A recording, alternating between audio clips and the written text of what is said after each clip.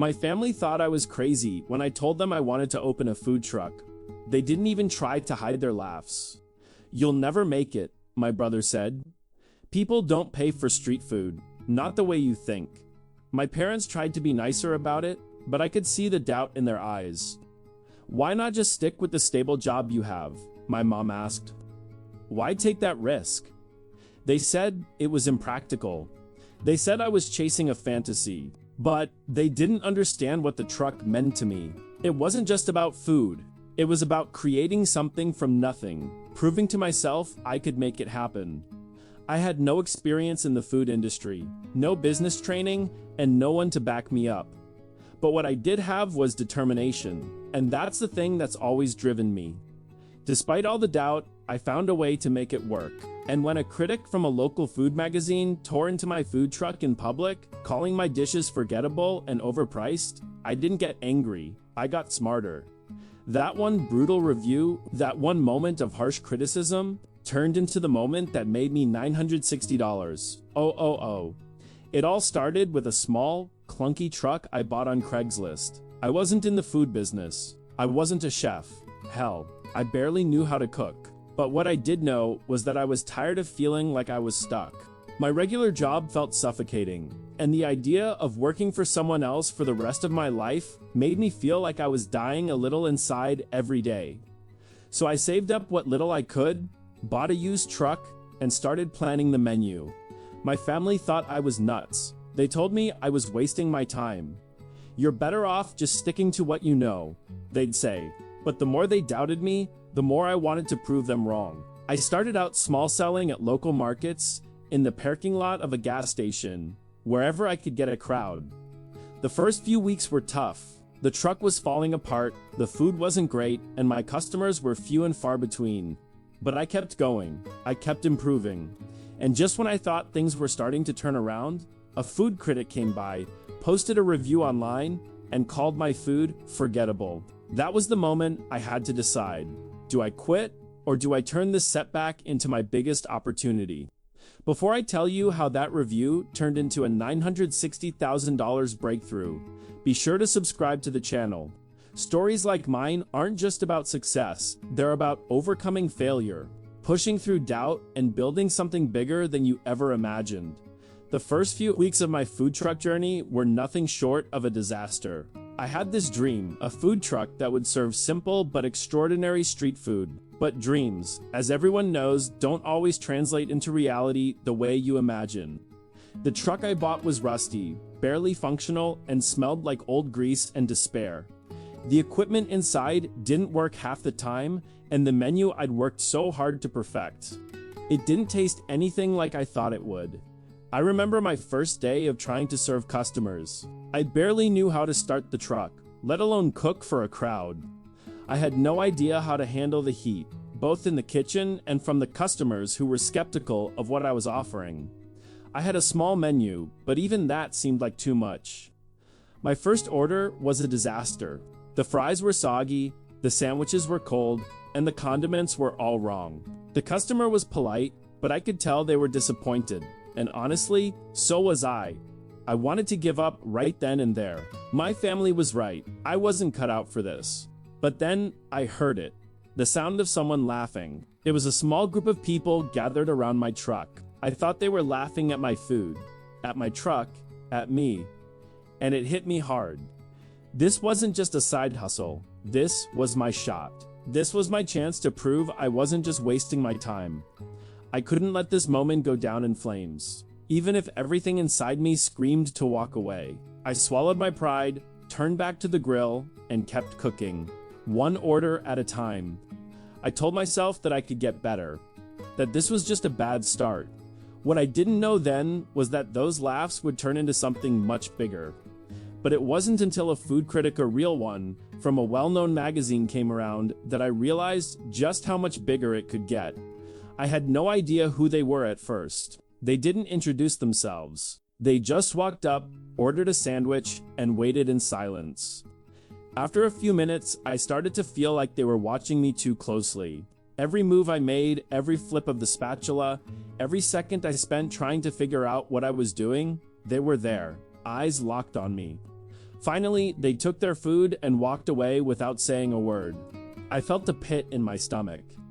I had seen enough food critiques in my life to know that silence doesn't usually mean anything good. I didn't think much about it after that. But then, the next morning, I opened my laptop to find a post on the local food blog. It was a review of my food truck, and to say it was brutal would be an understatement. The critic had called my food forgettable, overpriced, and uninspired. They said that it wasn't even worth the price I was charging, that it didn't stand out in any way, and that it was nothing more than a sad imitation of other food trucks. I felt my heart sink. The review was scathing. It felt personal. They didn't just criticize the food, they mocked me, my truck, my dream. I sat there for what felt like hours, reading and rereading the words, each one sinking deeper into me. This was it. I was done. I wasn't good enough. I wasn't cut out for this. I should have listened to my family. They were right. But then something strange happened. I didn't give up. I didn't pack up and walk away. I sat there in my kitchen, staring at the screen, feeling the weight of the words in my chest. But then I remembered why I started this in the first place. This wasn't about proving them wrong. It wasn't even about the food. It was about me. About believing in myself even when everyone else didn't. I wasn't going to let one critic define me. I wasn't going to let one bad review crush my dream. The very next day, I opened my truck again. I knew that the food wasn't perfect, but it wasn't going to stay that way. I worked harder. I started experimenting with new recipes, testing them on customers, asking for feedback, adjusting, refining. I kept tweaking my menu. I bought new equipment to replace the broken stuff. I spent late nights watching cooking tutorials, learning from the best, trying to get every detail right. And slowly, things started to turn around. It wasn't instant. It wasn't a magic fix. But the people who came back started to notice the difference. The food was better, the service was faster, and the atmosphere was warmer. Word of mouth spread. People came back, and more importantly, they brought their friends. The laughs I had heard early on started to fade into the background as my food truck became a neighborhood favorite. People were coming for the food, but they were also coming for the experience. They came for the energy. They came because they saw the passion behind the truck. And somewhere along the way, the critic who had ripped my food to shreds became irrelevant. I didn't care about their opinion anymore. I cared about what my customers thought, what the people in my community were saying, and then it happened. One afternoon, I was wrapping up after a long day of serving customers, when a man in a suit walked up to my window. He looked out of place, but I didn't think much of it at first. "Hey there," he said, smiling. "I'm Scott. I've been hearing a lot about you." I nodded, wiping my hands on a rag. "Really?" "Yeah," he said. "I'm a food critic for one of the biggest publications in the city. I've had a few of your sandwiches. Honestly, I didn't expect much at first. But you've got something here. You've really got something special." My stomach flipped. "Thanks. I appreciate it." He handed me his card. "I'd like to help you take this to the next level. How would you like to turn this into something more? Maybe even make it into a restaurant?" I didn't understand. "What do you mean?" "I'm talking about an investment," he said. "We've got connections, we've got backers, and we think you've got the right ingredients to make this work on a bigger scale." I stared at him, confused and excited at the same time. The critic who had once called my food forgettable was now offering me a partnership, an opportunity to grow something I had built from the ground up. The idea that the very thing that almost destroyed my food truck, that one review, was now the catalyst for an opportunity worth more than I had ever imagined, didn't hit me all at once. It came in waves. First, I thought I was dreaming. Then, I realized this was happening. This was real. I had turned my food truck dream, something that everyone had laughed at, into a $960,000 opportunity. One critic, one review, one moment of doubt that had turned into the biggest chance of my life. The day after Scott handed me his business card, I woke up before the sun even hinted at rising. I'm not sure if I had even slept. My mind was racing, replaying every second of that conversation. I kept wondering if I had misunderstood him, if maybe he had just been polite, or if he had exaggerated the opportunity. A $960,000 deal? That sounded like something out of a movie, not something that lands in the lap of a guy who still used duct tape to keep one of his food truck doors from swinging open on windy days. I sat at my kitchen table, staring at the card. It felt heavier than it looked. Scott Whitmore, Senior Food Critic and Culinary Investor Relations. The words didn't feel real. How did someone like him see value in someone like me? A guy who had practically burned his first batch of sandwiches and who had faced months of mockery from his own family for even trying. My hands shook a little as I opened my laptop and started researching him. And that's when the panic hit. This man wasn't just a critic, he was a kingmaker. He had discovered 2 restaurant chains that were now household names. He had invested early in a ramen shop that went viral after a single article he wrote. And here he was, eating my food truck sandwiches. The thought alone made my stomach twist. By 70 da manhã, I finally talked myself into calling him. I rehearsed what to say about 10 times, then 20. My voice cracked on the first 4 tries. When I finally hit the call button, I almost hung up before it rang. But he answered. "Morning, Daniel," he said calmly, as if he'd been expecting my call. "Didn't think I'd hear from you this early. Sorry," I said, embarrassed. "I hope I'm not bothering you," he chuckled. "If an opportunity's real, it shouldn't wait. Let me guess, you want to know what the next step is?" I swallowed hard. "Yes, sir." "Good. Meet me at my office at 11. Bring your menu, your financial numbers, and your story. My story." I had never written anything like that in my life, but I jotted everything down how I started, why I wanted the food truck, every failure, every improvement. It felt strange to write it all out. It was like seeing myself in a mirror I'd been too afraid to look into. Achi 10:45, I arrived at his building, a sleek tower of glass and steel that looked like it belonged to another planet. I wore the cleanest shirt I had and tried to tame my hair, but I still felt out of place standing in the lobby among people in tailored suits. When I walked into his office, the smell of roasted coffee and polished wood hit me. His space was lined with awards, magazine covers, photos of him with celebrity chefs, and plaques marking milestones in the restaurant industry. I felt my confidence drop another notch, but he waved me to sit. "Relax," he said. "I didn't invite you here to impress you. I already am." I almost laughed, but my nerves were too strong. "Let's get into it," he said, leaning forward. "Tell me who you are and why you do what you do." I took a deep breath and started talking. I told him about my family laughing at me when I bought the truck, about how everyone told me I was being stupid for chasing a dream, about how my first weeks were failures stacked on failures. And then, about that review, I told him how seeing someone call my food forgettable shattered me, but somehow ignited something in me too. How I studied, practiced, improved, reinvented myself plate by plate, and how, slowly, customers chose to come back, not because my food was perfect, but because they felt the passion behind it. When I finished, Scott didn't speak for a long moment.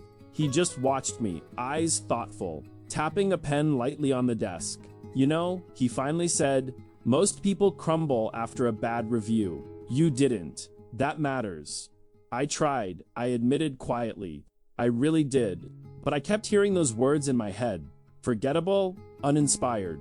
I didn't want that to be my legacy. He nodded.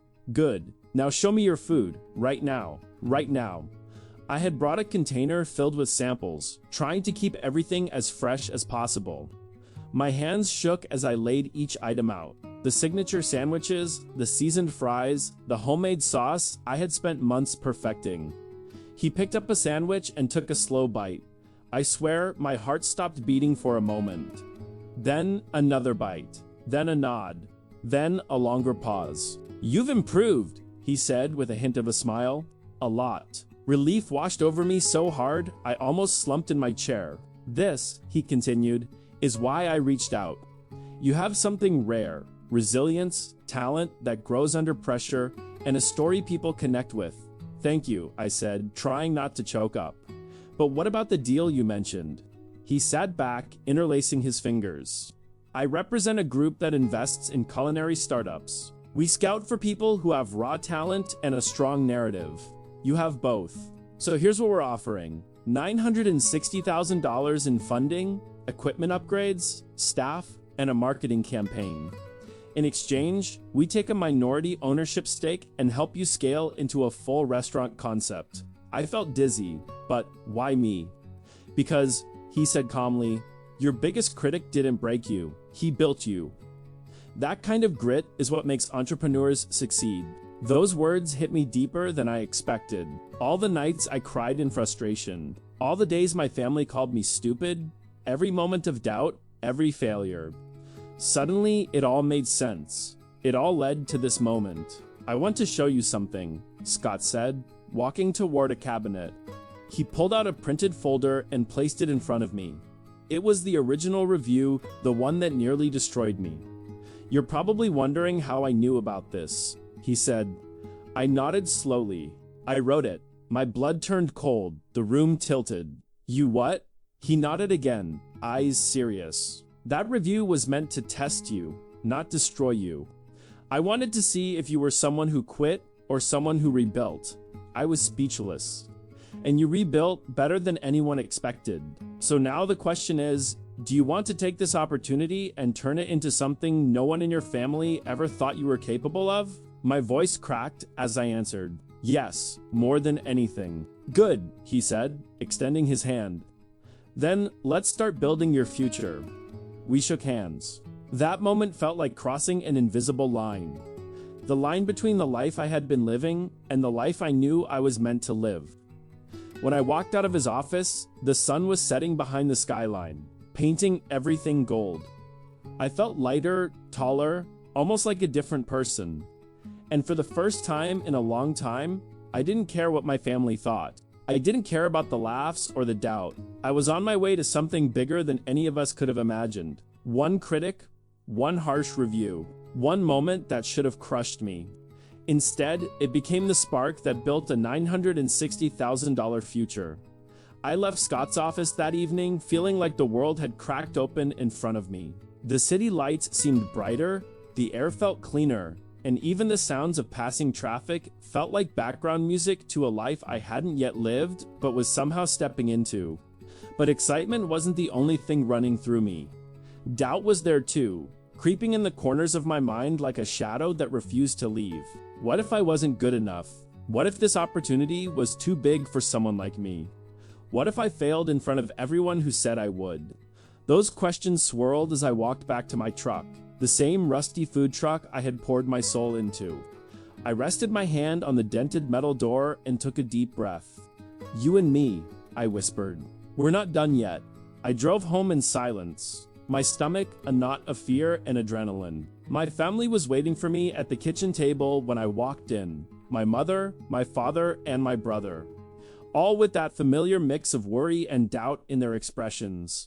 Where have you been? My mom asked. We tried calling you. I had a meeting, I said, trying to steady my voice.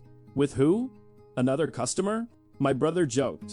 His sarcasm hit deeper than he realized. But for the first time in a long time, it didn't break me. I looked at all three of them, feeling the weight of every doubt they had ever thrown at me. I'm getting an investment, I said. From a critic, a big one. They're offering $960,000 to help me build the restaurant. The room went silent, completely silent. My father blinked hard. My mother covered her mouth. My brother laughed, but not the mocking laugh I expected. A stunned laugh, almost a gasp. Wait, you're serious? He asked. Dead serious. My father stood up slowly, like he wasn't sure his legs were fully working. $960,000? For your truck? For my business? I corrected, feeling a confidence rising in me like a tide. For what I built, my mother's eyes filled with tears. Honey, we just didn't want you to get hurt. I know, I said softly, but I'm not hurt, I'm growing. None of them knew what to say after that. They had spent so long believing I was chasing something impossible that the reality took time to settle in. I didn't blame them. Honestly, if someone had told me a year earlier that this would be my life, I wouldn't have believed it either. That night, I couldn't sleep. My mind kept replaying every moment I had stood outside my truck, handing out food, sweating in the summer heat, freezing during winter nights. watching people pass by without giving me a chance. I remembered the humiliation of hearing my family call my dream stupid. I remembered reading that first review that almost destroyed me. And I remembered the exact moment I felt something inside me shift. The moment I decided to keep going anyway. That decision, not talent or luck, was the reason I was here now. The next morning, I met with Scott again to go over the formal offer. He introduced me to a whole team of people, marketing strategists, culinary consultants, investors, designers. They were all excited to meet me, which felt surreal. Me, the guy who once burned grilled cheese in front of my first customer. During the meeting, they laid out a timeline for the new restaurant. It wasn't just a food truck anymore. It was a brand. It was a story. It was a future. Your food truck concept, one of the consultants said, has the potential to scale into a full franchise. Franchise. That word hit me harder than the money. A franchise meant success on a level I had never even dreamed possible. It meant building something that could outlive me. Something that could support families. Something that could prove every single person who doubted me dead wrong. But as the meeting continued, one question started gnawing at me. Why me? I asked again. There are so many food trucks out there. Why pick mine? The consultant smiled. Your food isn't just food. It's a story on a plate, and people connect to stories. I had never thought of it that way, but suddenly it made sense. My food truck had never been about perfection. It had been about passion. It had been about grit. It had been about the journey. After the meetings, Scott and I stepped outside. The sun was bright, and the city seemed a little less intimidating than before. You did good today, he said. Thanks. But this is only the beginning. I nodded. I know. And one more thing, he added. You need to stop doubting yourself. The only person still holding on to the idea that you're not capable is you. He was right. I had spent so much time fighting external doubt that I didn't realize how much internal doubt I still carried. That night, I opened the food truck one last time before temporarily closing it for renovations. I cooked with a different energy. Every sizzle on the grill felt like the start of something bigger. Customers lined up, people laughed and chatted. Kids tugged on their parents' sleeves, asking for seconds. I looked at the truck, my tiny metal box of dreams, and felt something I hadn't felt in a long time. Pride. Not pride in what I had accomplished. Pride in the fact that I didn't quit when quitting would have been the easiest choice. And then something unexpected happened. A woman approached the truck with a printed copy of the original review, the harsh one, in her hand. She placed it on the counter. Is this you? She asked. I swallowed. Yeah, that's me. She turned the paper over, revealing another page. The new review, the glowing one. The one praising my food, my growth, my story. I read both, she said. And I just want to say, you're exactly the kind of person this city needs. Someone who gets back up. My throat tightened. Thank you, I whispered. Really? That means more than you know. When she walked away, something shifted inside me. That moment, that simple interaction, was when I realized I wasn't just building a business, I was building belief in myself. In the idea that a dream, no matter how small or stupid people say it is, can change your entire life if you chase it long enough. I locked up the truck that night and placed my hand on the side again, just like before. Only this time, I wasn't whispering to it. I was whispering to myself. You did it, I said softly, and you're just getting started. The next chapter of my life was waiting, and I wasn't afraid anymore. That one review, the one meant to tear me down, had become the foundation for everything that was about to come. A $960,000 opportunity didn't just fall into my hands. I earned it. One plate at a time. One customer at a time. One failure at a time. And I wasn't going to waste a single second of what came next. The morning after I closed the truck to prepare for the transition felt unlike any other morning in my life. It wasn't just excitement buzzing through me. It was a quiet, steady confidence. The kind that comes only when you finally see yourself the way you were meant to be all along.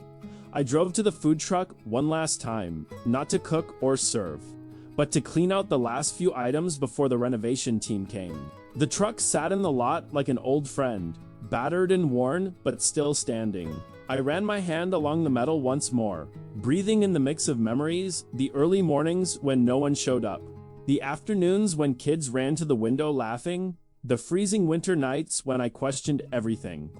All of it had brought me here, into something bigger, something I never believed I deserved until it actually happened. But the journey wasn't about to get easier. Scaling up meant new responsibilities, new expectations, and a level of pressure I had never felt before. Scott called me mid-morning. "We're greenlit," he said. "Investors approved everything. Construction begins Monday." But today, we celebrate. Celebrate. I hadn't celebrated anything in years. Not really. My version of celebrating had been getting fries perfectly crispy or managing to serve a small crowd without burning every plate. But I agreed, and we met at a small cafe downtown where he introduced me to key team members, an operations manager, a branding specialist, and a culinary consultant named Raphael who had once worked in a Michelin-starred kitchen. They all shook my hand with a respect I wasn't used to. "We read your story," Raphael said. "You cook with heart. That's more valuable than any award." I smiled awkwardly.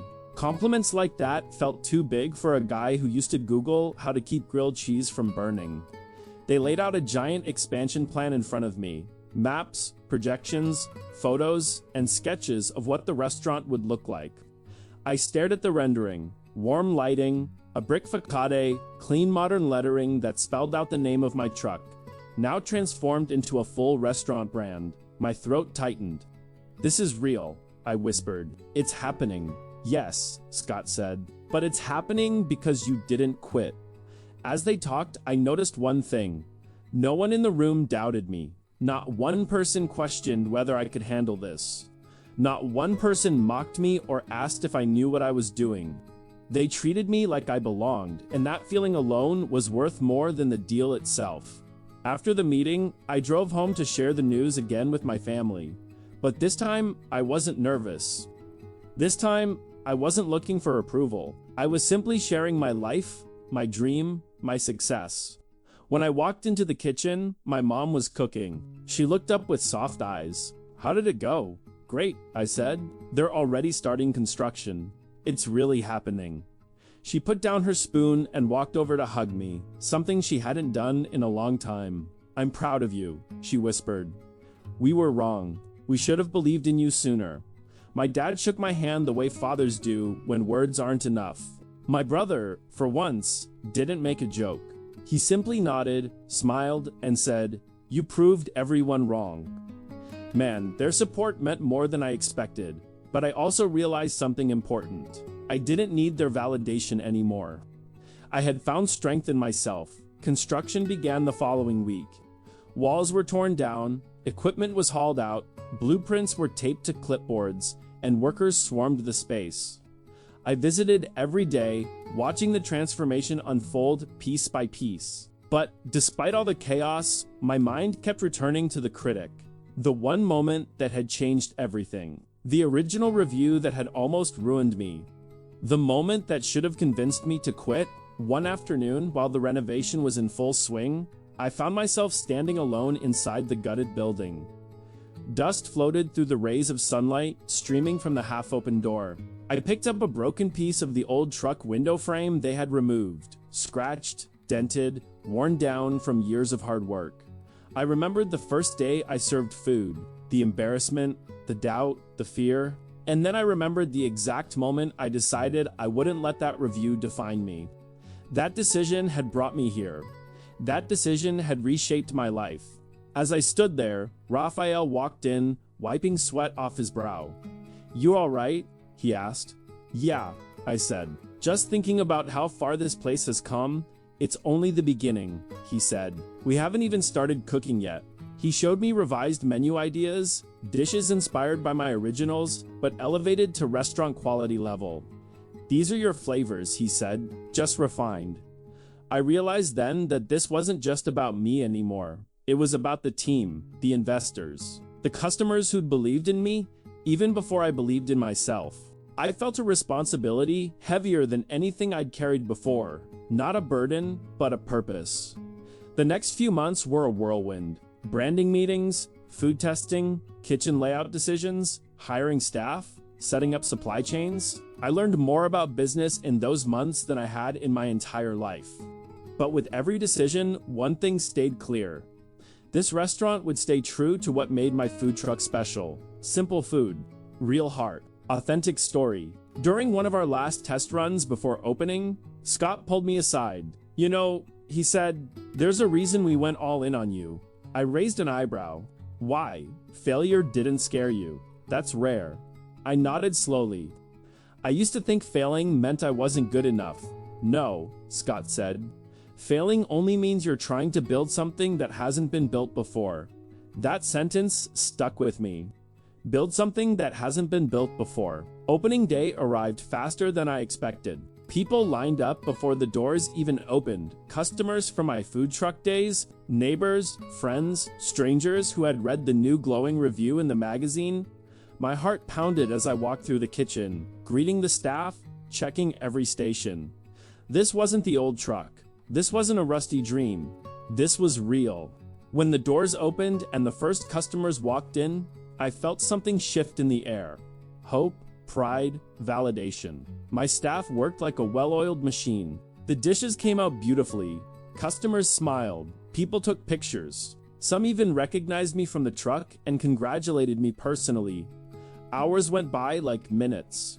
By the time the night ended, the restaurant was completely sold out. Lines were still forming outside, and social media buzzed with photos of the dishes and customers praising the flavors. As I stood by the register at the end of the night, exhausted but glowing with joy, Scott walked toward me with a smirk. "Congrats," he said.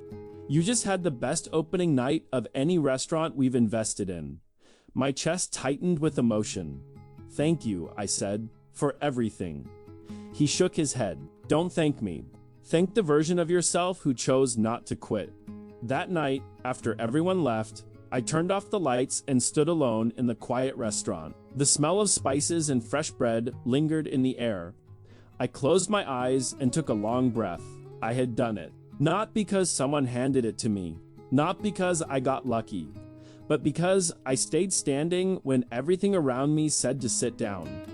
This entire journey from the food truck to the $960,000 deal wasn't about food. It was about belief. It was about refusing to accept that someone else's opinion had the final say. And in that silent room, with only the soft hum of the refrigerators in the background, I felt it deeply.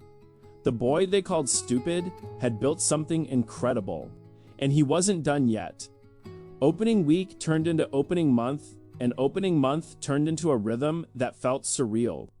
The restaurant wasn't just doing well, it was thriving, packed almost every night, with customers lining up outside before we even opened the doors. For the first time in my life, success didn't feel like something that belonged to someone else.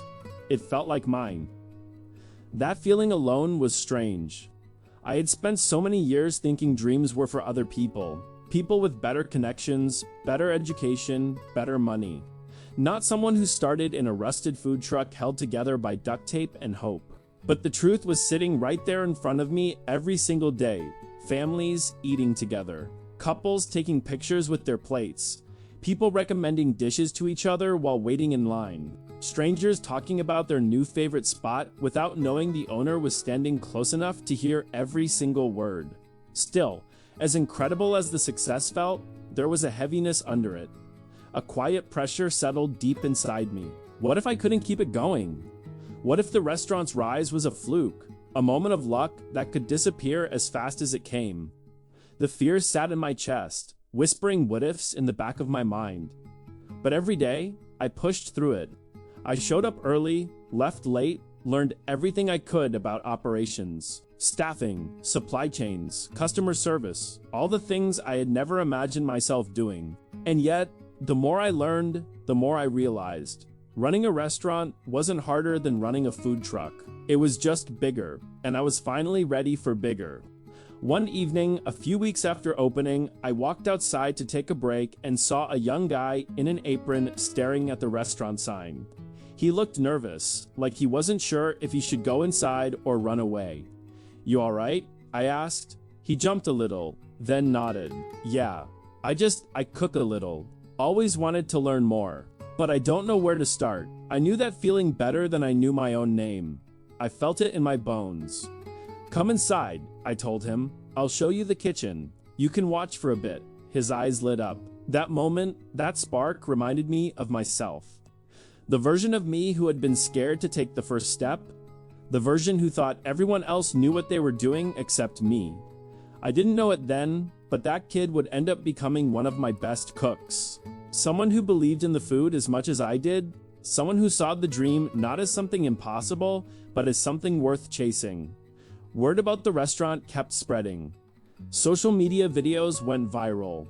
Local news wanted to feature us. Customers traveled from nearby cities just to try the dishes. And every time someone complimented the food or the story behind the restaurant, I felt something shift a little deeper inside me. I started believing, truly believing. But success, as I learned quickly, brings new challenges. Within 2 months, investors were asking if I wanted to open a second location. Scott called me almost every other day with opportunities, brand partnerships, festivals, catering deals, interviews. You're hot right now, he said. Everyone wants a piece of your story. That sentence startled me. My story. For so long, I didn't think my story mattered. I thought it was small, unimportant, the kind of thing people ignored or mocked. But now people weren't just listening, they were connecting. Customers would pull me aside to share their own dreams, their own failures, their own desire to build something that others didn't believe in. It was like my restaurant had become a place where people came not just to eat, but to feel something. Hope, possibility, fight. One afternoon, while I was restocking ingredients in the kitchen, Scott showed up unexpectedly. We need to talk, he said. That sentence usually spelled trouble, but his expression wasn't tense, it was excited. What's going on?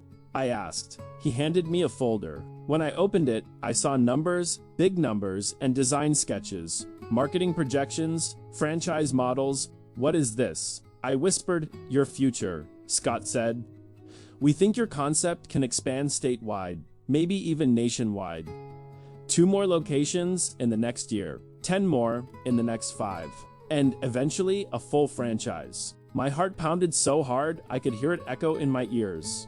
A franchise. Yes, he said. Your story, your food, your resilience. It all scales. Your restaurant isn't just a restaurant. It's a brand with emotional weight. People connect to the journey as much as the food. I stared at the documents, stunned. All those nights crying over failed sandwiches, all the mornings waking up wondering if I should just quit and get a normal job, all the arguments with my family telling me I was being stupid, all of that suddenly pointed to this moment. You want to franchise me? I said softly. Scott smiled. We want to franchise what you represent. I wasn't ready to say yes, not immediately, because deep down, something unfinished was pulling at me, something I needed to face before moving forward. The Critic, not Scott, the first one, the anonymous review that had almost crushed me. That review had been the spark that made me fight harder, grow stronger, and take myself seriously. But I had never confronted what it really triggered inside me. Doubt, pain, shame, and a piece of me still carried it. Like a scar, I refused to look at. After thinking it over for days, I pulled up the old review, the one calling my food forgettable and my dream misguided. But this time, instead of feeling broken by it, I felt grateful. If that critic hadn't written those words, harsh as they were, I never would have pushed myself to become what I eventually became. I never would have improved. I never would have gotten noticed. I never would have met Scott. That review didn't destroy me. It shaped me. The next morning, I went to the old food truck storage lot where my truck, now out of service, sat covered by a tarp. I lifted the edge and looked inside. The cracked countertops, the grease stains, the dented storage bins, they all felt like artifacts from another lifetime. A lifetime where I was someone smaller, someone who didn't yet know what he was capable of. I sat inside for a long time, running my hand along the same counter where I'd served my first terrible orders. I could almost hear the laughs from my family, the whispers from customers, the silence from empty afternoons, but none of that hurt anymore. It didn't hold me back. It lifted me. I took a deep breath and whispered to the empty truck, "Thank you." When I returned to the restaurant that day, I felt different, lighter, whole. Scott was there waiting for me, so he asked, "Franchise?" I smiled, not a nervous smile, not a doubtful smile, but a confident one. "Let's do it." He clapped his hands together. "Good, because investors are ready, and they want to start immediately." That evening, as I counted the registers and prepared to close, something incredible happened. My family walked in, not for a visit, not to check on me, but to support me. They sat at a table, ordered food, laughed, talked, took pictures, proud, loud, joyful. My mom hugged me so tightly I could barely breathe. "I'm glad you didn't listen to us," she whispered. "We were wrong." My brother grinned. "Stupid idea, huh?" he joked, nudging me. "Guess you showed us." My dad placed his hand on my shoulder, eyes full of something I'd never seen there before. "Respect. You built this," he said. All of this, and as I looked around the restaurant, the tables, the customers, the kitchen staff, the lights, the sound of people enjoying what I created, I felt something rise inside me. Not pride, not relief, something deeper. Purpose. That night, when I locked the doors and walked into the cool air, I realized exactly what this journey had been about. It wasn't about the $960,000. It wasn't about the critic's review. It wasn't about proving my family wrong. It was about proving myself right. That small, stubborn voice inside me, the one that refused to quit, had led me here. And everything ahead of me was bigger than anything behind me. My family once called my food truck dream stupid, but standing there under the glow of my restaurant's sign, with a franchise deal on the way, I smiled to myself and whispered the truth.